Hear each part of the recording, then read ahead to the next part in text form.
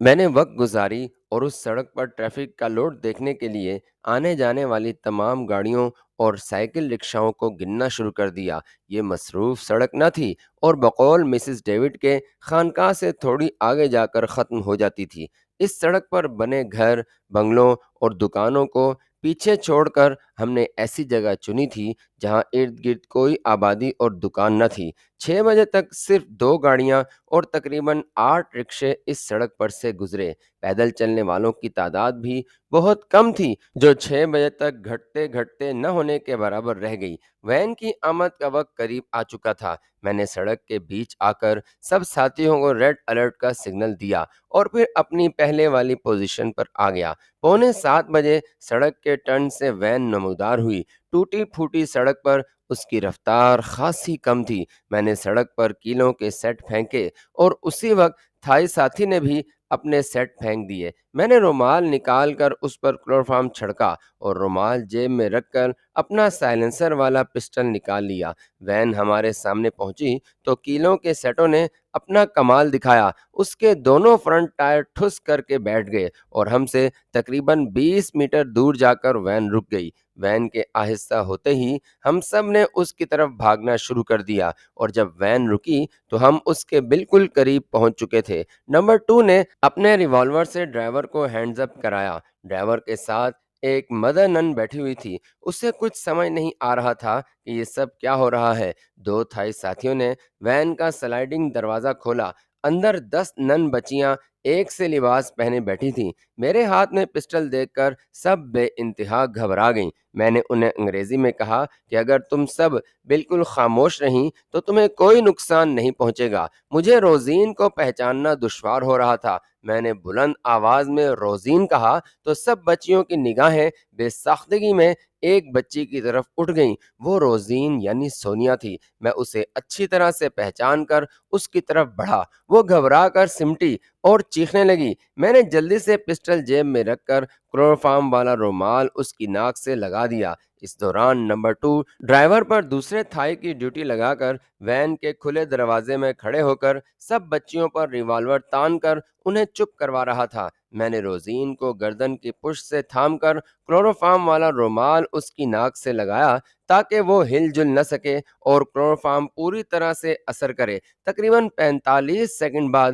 میں نے رومال ہٹایا تو اس کی گردن ڈھلک چکی تھی۔ میں نے نمبر 2 کو اشارہ کیا اور ہم دونوں نے اسے کھینچ کر باہر نکالا۔ تھائی ساتھیوں نے اسے اٹھایا اور ٹرک کی طرف بھاگے۔ نمبر 2 نے مجھے کہا کہ آپ بھی جائیں، جب تک آپ سڑک کے ٹرن سے اوجھل نہ ہو جائیں اس وقت تک میں باقی بچیوں، مدر نن اور ڈرائیور کو خاموش کروائے رکھوں گا۔ میں بھی ٹرک کی طرف بھاگا۔ اس دوران سڑک پر کوئی گاڑی، رکشہ یا راہگیر دکھائی نہ دیا۔ میں ٹرک میں سوار ہو رہا تھا کہ نمبر 2 بھی آ گیا۔ ٹرک جو پہلے ہی سٹارٹ تھا ہم سب کے بیٹھتے ہی روانہ ہو گیا۔ ٹرک ڈرائیور کے ساتھ صرف ICO بیٹھا تھا اور ہم سب پیچھے تھے۔ ہم تھوڑا ہی آگے پہنچے تھے کہ جب کرنل مزمل کی جیپ دکھائی دی۔ وہ جیپ کے باہر کھڑا تھا۔ میں نے اسے سب اچھا کا سگنل دیا۔ ہم آگے بڑھ گئے اور مزمل کی جیپ فاصلہ چھوڑ کر ہمارا پیچھا کرنے لگی۔ جیپ وہ خود ڈرائیو کر رہا تھا۔ ٹرک مسز ڈیوڈ کے گھر کے پچھواڑے کھڑا ہوا۔ میرے اور رضی کے سوا سب ساتھی بھاگ کر گھر میں داخل ہوئے اور منٹوں میں اپنا اور مسز ڈیوڈ کا سامان اور مسز ڈیوڈ کو لیے واپس لوٹے۔ مکان کے سامنے دروازے پر تو مسز ڈیوڈ نے پہلے ہی تالا لگا رکھا تھا۔ گھر سے باہر آ کر اس نے پچھواڑے والے دروازے پر بھی تالا لگا دیا۔ جب سب ٹرک میں بیٹھ گئے تو ٹرک نے گھاٹ کا رخ کیا۔ اس وقت ٹھیک 7:30 بجے تھے، یعنی وین کو روکنے سے اب تک ہم نے صرف 40 منٹوں میں نہ صرف اپنی کارروائی مکمل کی تھی بلکہ مسز ڈیوڈ کے گھر پہنچ کر گھاٹ کی طرف بھی روانہ ہو چکے تھے۔ ٹرک گھاٹ پر پہنچا تو سپیڈ بوٹ بالکل کنارے سے لگی کھڑی تھی۔ پہلے 2 تھائی اترے اور سونیا کو اٹھا کر بوٹ کی طرف بڑھے۔ ایک اور تھائی نے مسز ڈیوڈ کو سہارا دے کر اتارا۔ ہم سب کے بعد تینوں فوجی بھی بوٹ میں آ گئے اور ٹرک واپس چلا گیا۔ اس وقت تک مکمل اندھیرا چھا چکا تھا اور میرے خیال میں ہماری اس ساری کارروائی کو کسی نے بھی نوٹ نہیں کیا تھا۔ بوٹ کے دونوں انجن ہمارے وہاں پہنچتے ہی سٹارٹ ہو گئے تھے۔ بوٹ آہستہ رفتار سے کنارے سے دریا کے بیچ دھارے میں پہنچی اور پھر پوری رفتار سے ہرن گھاٹا کی طرف روانہ ہو گئی۔ مسز ڈیوڈ بے ہوش سونیا کا سر اپنے زانوں پر رکھے سہلا رہی تھی۔ میں نے اسے کہا کہ سونیا کو ہرن گھاٹا پہنچنے تک ہوش میں نہیں آنا چاہیے، لہٰذا جب تم محسوس کرو کہ وہ ہوش میں آ رہی ہے تو مجھے بتانا تاکہ میں پھر رومال سنگھا کر اسے بے ہوش کر دوں۔ یہ مشن اگرچہ مشکل نہیں تھا لیکن اس کی ٹینشن بہت زیادہ تھی۔ مقابلہ برابر کے مسلح افراد سے ہو تو گھبراہٹ ہرگز نہیں ہوتی، کیونکہ انجام کار دونوں فریقین میں سے کچھ کو مرنا اور کچھ کو بھاگنا ہوتا ہے۔ یہاں معاملہ الٹ تھا، ایک معصوم بچی کو زبردستی اٹھانا اور کوئی گزن پہنچائے بغیر منزل تک کامیابی سے جانا تھا۔ میں نے سگریٹ سلگایا اور لمبے لمبے کش لینے لگا۔ مجھے وین میں بیٹھی بچیوں کے دہشت زدہ چہرے اور خوف سے ان کی خاموشی کا منظر بار بار یاد آ رہا تھا۔ یقیناً ان سب بچیوں کا ماضی اور خانقاہ میں داخلہ سونیا جیسے حالات کے باعث ہی ہوا ہوگا، ورنہ کون اپنی اولاد کو جانتے بوجھتے ہوئے ایسے جہنم میں دھکیلتا ہوگا جس سے زندگی کی آخری سانس تک چھٹکارا ناممکن ہے۔ ایسی تمام ننھی رہباؤں کا بچپن ماں باپ کی ممتا اور شفقت کے بغیر اس دم گھٹے ماحول میں جوانی پادریوں کے ہوس کا شکار بنتے ہوئے اور بڑھاپا یا بیماری یا موت کی آرزو میں گزرتا ہوگا۔ ہرن گھاٹا تک سفر کے دوران میرا سارا وقت سونیا، کیسر، اس کے ساتھیوں کے متعلق سوچتے اور سگریٹ پھونکتے گزرا۔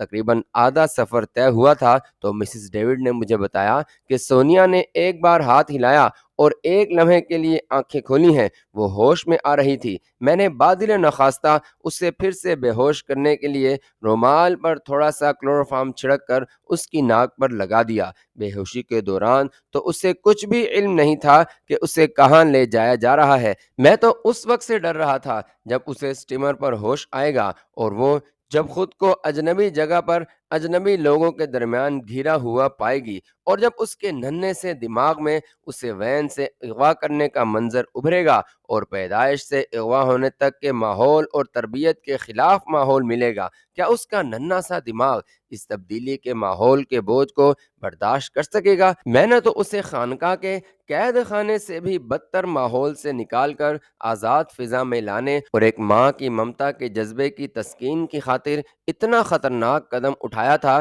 جس میں ناکام ہونے کی صورت میں نہ صرف میں بلکہ میرے ساتھی کرنل مزمل اور تینوں فوجی بھی بہت بڑی مصیبت میں گرفتار ہو سکتے تھے۔ لیکن سونیا کی تربیت کے مطابق خانقاہ کا ماحول اس کے لیے آزاد اور جہاں اسے لے جایا جا رہا تھا وہ قید خانہ تھا۔ کیا وہ اس اتنی بڑی تبدیلی کو برداشت بھی کر سکے گی یا نہیں؟ میں انہی سوچوں میں گم تھا کہ میرے ساتھ بیٹھے ہوئے آئی سی او نے کہا کہ ہم ہرن گھاٹا پہنچنے کے قریب ہیں اور دور کھلے سمندر میں جس جہاز کی ٹمٹماتی روشنیاں دکھائی دے رہی ہیں وہ اسٹیمر کی ہیں۔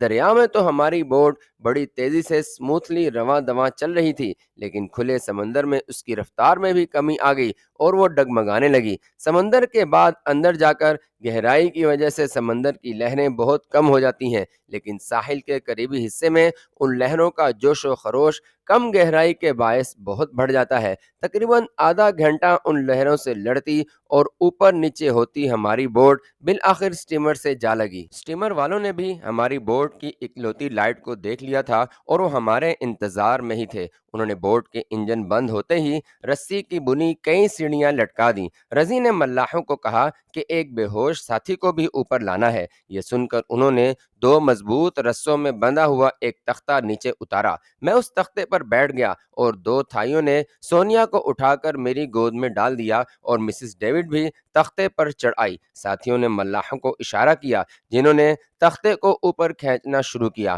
بوٹ کو اسٹیمر سے باندھ کر میرے تمام ساتھی، تینوں فوجی اور بوٹ کا کیپٹن اور اس کے دو اسسٹنٹ بھی اسٹیمر پر رسیوں کے ذریعے چڑھ آئے۔ اس وقت صبح کے 3 بج رہے تھے۔ تختے کے عرشے پر پہنچتے ہی ملاحوں نے سونیا کو اٹھا لیا۔ اسٹیمر کا کپتان بھی وہیں موجود تھا۔ میں نے اسے کہا کہ سونیا، مسز ڈیوڈ اور مجھے رانی کے پاس جانا ہے اور وہ میرے ساتھیوں کے آرام کرنے اور ہم سب کے کھانے کا فوری بندوبست کرے۔ کپتان نے اپنے نائب کو میری ہدایات کے مطابق احکام دیے اور مجھے، مسز ڈیوڈ اور ایک ملاح جس نے سونیا کو اٹھا رکھا تھا کو لے کر رانی کے کمرے کی طرف چل پڑا۔ عرشے سے سیڑھیاں اتر کر چھوٹے چھوٹے کیبن بنے ہوئے تھے اور ان کے نیچے انجن روم تھا۔ ایک کیبن کا دروازہ کھلا ہوا تھا اور رانی، جسے شاید ہماری آمد کی اطلاع مل چکی تھی، دروازے میں کھڑی تھی۔ ہم کیبن کے اندر داخل ہوئے اور ملاح نے ایک بیڈ پر سونیا کو لٹا دیا۔ کیبن میں 2 بنکر بیڈ تھے، یعنی اوپر تلے 4 افراد کے سونے کی جگہ تھی۔ میں نے رانی کو کہا، لیجئے، آپ کی بیٹی سونیا یعنی روزین کو لے آیا ہوں۔ اس کے بازو پر نشان دیکھیے، اسے پہچانیے اور اپنی مامتا کی تسکین کے علاوہ اپنی محبت سے اس کے ذہن سے خانقاہ کے ماحول کو نکالیے۔ میں نے اپنا فرض پورا کر دیا ہے، اب آگے آپ کی باری ہے۔ اس کے ذہن پر صرف خانقاہ کا ماحول چھایا ہوا ہے، آپ کو اسے آزاد دنیا سے روشناس کرانے اور اپنا بنانے میں خاصی جدوجہد کرنی پڑے گی۔ مسز ڈیوڈ سے رانی کا تعارف کرواتے ہوئے میں نے سونیا کو لانے میں اس کی مدد کا مختصر الفاظ میں ذکر کرتے ہوئے کہا، سونیا صرف مسز ڈیوڈ کو ہی پہچانتی ہے، یہ ہمارے ساتھ ہی پاکستان جائیں گی اور سونیا کو بہلانے اور سمجھانے میں آپ کی بہت معاونت کریں گی۔ رانی سونیا کا سر اپنی گود میں رکھ کر بیٹھ گئی۔ بیٹی سے ملنے کی خوشی اس سے برداشت نہیں ہو رہی تھی، اس کی آنکھوں سے آنسوؤں کی جھڑی سی بہنے لگی۔ وہ بار بار سونیا کے ماتھے اور گالوں کو چومتی اور مجھے تشکر آمیز نگاہوں سے دیکھتی۔ میں نے رانی کو بتایا کہ ہم نے سونیا کو اٹھاتے وقت اس کو چیخنے، چلانے اور جدوجہد سے باز رکھنے کے لیے بے ہوش کر دیا تھا، اور کلوروفارم کا اثر ختم ہوتے ہی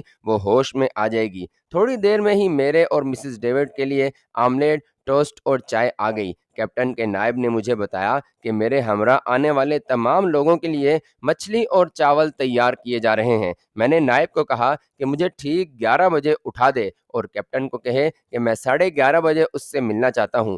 بادشاہ ملک کا اور جہاز کا کپتان جہاز کا بادشاہ ہوتا ہے، اور جہاز پر اس کا کہا ہوا ہر لفظ حرف آخر ہوتا ہے۔ اس اسٹیمر کے کپتان کو مالکان یعنی اصفہانی کی طرف سے ایسی ہدایات دی گئی تھیں کہ وہ مجھ سے بالکل ملازم اور مالک کی طرح پیش آ رہا تھا۔ میں سونے کے لیے اوپر کے ایک برتھ پر چلا گیا اور مسز ڈیوڈ اور رانی نیچے کے برتھوں پر رہیں۔ میرا ارادہ تھا کہ 11 بجے تک سو کر تازہ دم ہو جاؤں گا، کیونکہ ابھی میرا کام ادھورا تھا، مجھے کیسر تک پہنچنا اور ساتھیوں کو چھڑانا تھا۔ میں گہری نیند میں تھا کہ کیبن میں شور و غل کی آواز سے میری نیند ٹوٹ گئی۔ سونیا ہوش میں آ چکی تھی اور اس نئے ماحول میں گھبرا کر چیخ چیخ کر رو رہی تھی۔ میں برتھ سے نیچے اترا، مجھے دیکھتے ساتھ ہی سونیا اور زور سے چلانے لگی اور میری طرف اشارہ کرتے ہوئے کہنے لگی، مجھے اس سے بچاؤ، اس نے مجھے اغوا کیا ہے، یہ مجھے مار ڈالے گا۔ مسز ڈیوڈ اور رانی اسے سمجھانے اور قابو میں رکھنے کی پوری کوشش کر رہی تھیں،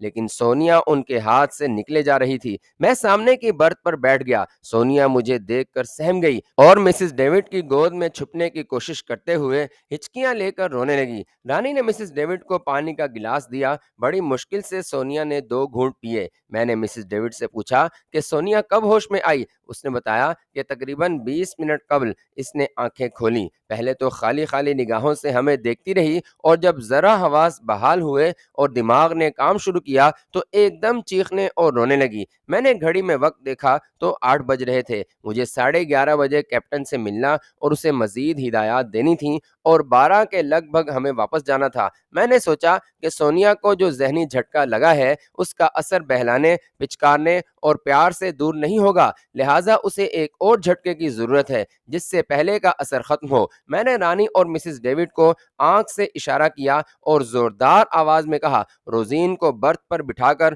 تم دونوں میری برتھ پر آ جاؤ۔ روزین نے میری بات سن کر مسز ڈیوڈ کا گریبان مضبوطی سے پکڑ لیا۔ وہ صرف اس سے آشنا تھی، لہٰذا قدرتی طور پر اسے مسز ڈیوڈ پر تھوڑا بہت اعتماد تھا۔ مسز ڈیوڈ نے زبردستی اپنا گریبان چھڑوایا اور رانی کے ساتھ دوسری برتھ پر بیٹھ گئی۔ کیبن کی گول کھڑکی کھلی ہوئی تھی۔ میں روزین کی برتھ پر بیٹھ گیا۔ وہ سہم کر برتھ کے کونے سے جا لگی اور پھر زور زور سے رونا شروع کر دیا۔ میں نے اپنا ریوالور نکالا اور کھلی کھڑکی سے فائر کیا۔ چھوٹے کیبن میں گولی چلنے کی آواز 2 چند ہو گئی اور سارا کیبن لرز اٹھا۔ گولی روزین کے اوپر سے گزری تھی۔ میں نے روزین کو کہا، اگر اب تم نے رونا بند نہ کیا اور میری بات غور سے نہ سنی تو دوسری گولی تمہارے سر پر ماروں گا۔ روزین خوف سے دہشت زدہ ہو کر فوراً خاموش ہو گئی۔ میں نے مسز ڈیوڈ کو کہا کہ روزین کو پورا گلاس پانی پلائے۔ کلوروفارم کے اثر اور مسلسل رونے سے روزین کو پانی کی ضرورت تھی۔ پانی پینے کے بعد روزین سہمی سہمی نظروں سے مجھے دیکھنے لگی۔ میں نرم لہجے میں روزین کو مخاطب کرتے ہوئے بولا، روزین، تمہارے ہوش سنبھالنے سے پہلے ہی ایک دھوکے باز نے تمہیں خانقاہ چھوڑ دیا تھا۔ خانقاہ والوں نے تمہیں اور بہت کچھ سکھایا ہوگا، لیکن مجھے یقین ہے کہ انہوں نے تمہیں نہ تو ماں باپ کی محبت اور شفقت کے بارے میں کچھ بتایا ہوگا اور نہ ہی تمہیں یہ معلوم ہوگا کہ خانقاہ میں کیسے پہنچی۔ کوئی بھی جاندار بغیر ماں باپ کے دنیا میں نہیں آ سکتا۔ جس طرح میں تمہیں وین سے اٹھا کر یہاں لایا ہوں، ویسے ہی اس دھوکے باز نے تمہاری ماں سے تمہیں اس وقت چھین کر خانقاہ میں داخل کروا دیا تھا جب تم صرف 15 دن کی تھی۔ اس وقت سے آج تک تمہاری ماں کا ایک ایک پل تمہاری یاد میں بے قراری اور تم سے بچھڑنے کے غم اور تمہیں پانے کی آرزو میں گزرا ہے۔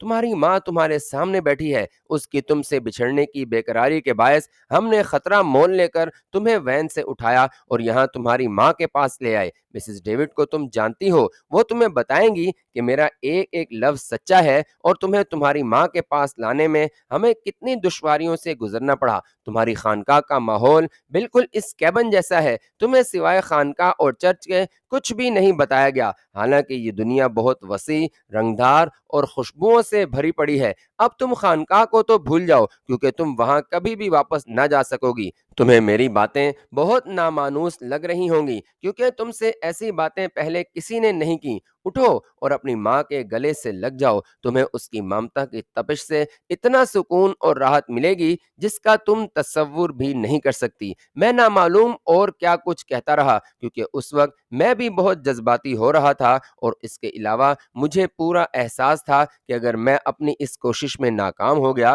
تو پھر روزین کو دنیا کی کوئی طاقت اپنی ماں اور دنیا کی طرف راغب نہ کر سکے گی، اور اس کی ان سے نفرت میں اضافہ ہو جائے گا۔ میری اس بات کا یا ریوالور کے خوف کا یہ اثر ہوا کہ روزین نے ایک دو بار کھڑے ہونے کی کوشش کی۔ کلوروفارم کے اثر اور رونے کی نکاہت کے باعث وہ ٹھیک طرح سے کھڑی نہ ہو پا رہی تھی۔ میں نے اسے بازو پکڑ کر اٹھایا۔ میرے سہارے وہ رانی کی طرف بڑھی اور اس کی گود میں منہ چھپا کر اس سے لپٹ گئی۔ یہ دیکھ کر مجھے پورا اطمینان ہو گیا، کیونکہ اگر ماں کی گود میں ممتا اپنا اثر نہ دکھائے تو پھر اس لافانی رشتے کی کوئی اہمیت ہی نہیں۔ معصوم بیٹی ماں کی گود میں سکڑی سمٹائی بیٹھی تھی اور اس کے سینے پر سر رکھے یوں لیٹی ہوئی تھی جیسے ماں کی آغوش میں اسے پناہ مل گئی ہو۔ اس کی ڈبڈباتی آنکھوں اور چہرے سے صاف دکھائی دے رہا تھا کہ جو سکون، اطمینان اور راحت اسے مل رہی ہے اس سے وہ اب تک نا آشنا تھی۔ خانقاہ میں اسے شاید کبھی بھی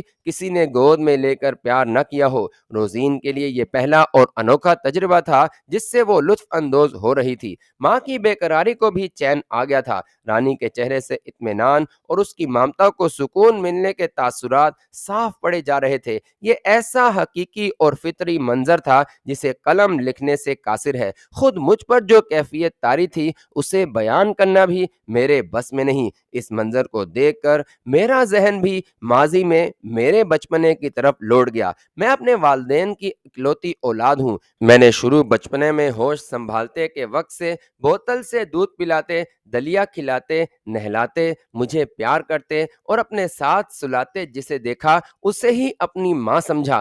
گھر میں اور ملنے والے سبھی اس خاتون کو میری ماں کہتے تھے۔ وہ بھی میری اتنی ناز برداری کرتی تھیں جو شاید کوئی نہ کر سکے۔ یہاں تک کہ میرے والد کی پولیس سروس کے دوران مختلف مقامات اور ضلعوں میں تبدیلی ہونے کے باعث میں بیشتر وقت اپنی ماں کے ساتھ راولپنڈی میں رہا۔ 2-3 ماہ بعد ایک مرد اور ایک عورت ہمارے گھر آتے، میرے لیے بہت سارے کھلونے لاتے اور بہت سا پیار کر کے چند روز بعد واپس چلے جاتے۔ راولپنڈی میں ہی میں اسکول میں داخل ہوا۔ میں دوسری جماعت میں تھا کہ ایک روز وہ مرد اور عورت آئے اور چند روز ہمارے گھر رہنے کے بعد جب واپس جانے لگے تو میرا سامان بھی پیک کر دیا گیا اور مجھے بتایا گیا کہ مجھے آئندہ ان کے ساتھ رہنا ہے۔ میرے لیے اپنی ماں سے بچھڑنا انتہائی خلاف توقع بات تھی۔ میں مچل اٹھا کہ میں اپنی ماں کے ساتھ رہوں گا اور اس کے بغیر کہیں نہیں جاؤں گا۔ اس وقت مجھے بتایا گیا کہ جن خاتون کو میں اب تک اپنی ماں سمجھتا رہا ہوں وہ دراصل میری ماں نہیں بلکہ میرے والد کے ساتھ آنے والی خاتون کی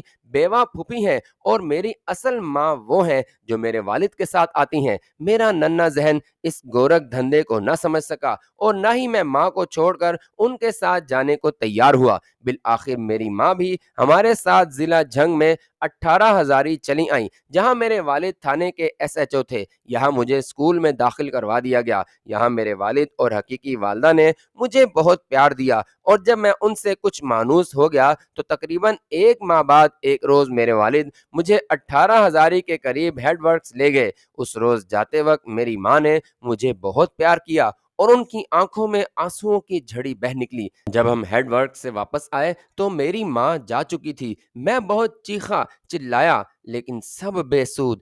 تاؤں کرہن مجھے اپنے والد اور حقیقی ماں کے ساتھ ہی رہنا پڑا۔ سال میں 1-2 مرتبہ میری ماں، جنہیں میں آپا کہتا تھا، ہمیں ملنے ضرور آتیں اور مجھے اپنے ساتھ لپٹا لپٹا کر بے حال ہو جاتیں۔ جتنے روز وہ ہمارے گھر رہتی میں انہی کے ساتھ سوتا، اور میں اس حقیقت کا اعتراف کیے بنا نہیں رہ سکتا، باوجود اس کے کہ میری حقیقی ماں اور والد نے مجھے بے حد پیار دیا، مجھے وہ سکون اور راحت کبھی نہ ملا جو آپا جی کے پاس رہنے سے ملتا تھا۔ یوں ہی وقت گزرتا رہا۔ گھر میں رہتے ہوئے والدین کی ڈانٹ ٹپٹ کا بھی سامنا کرنا پڑتا تھا۔ ایسے موقعوں پر مجھے ہمیشہ آپا جی کی یاد ستاتی، جنہوں نے مجھ سے کبھی اونچی آواز میں بات تک نہ کی تھی۔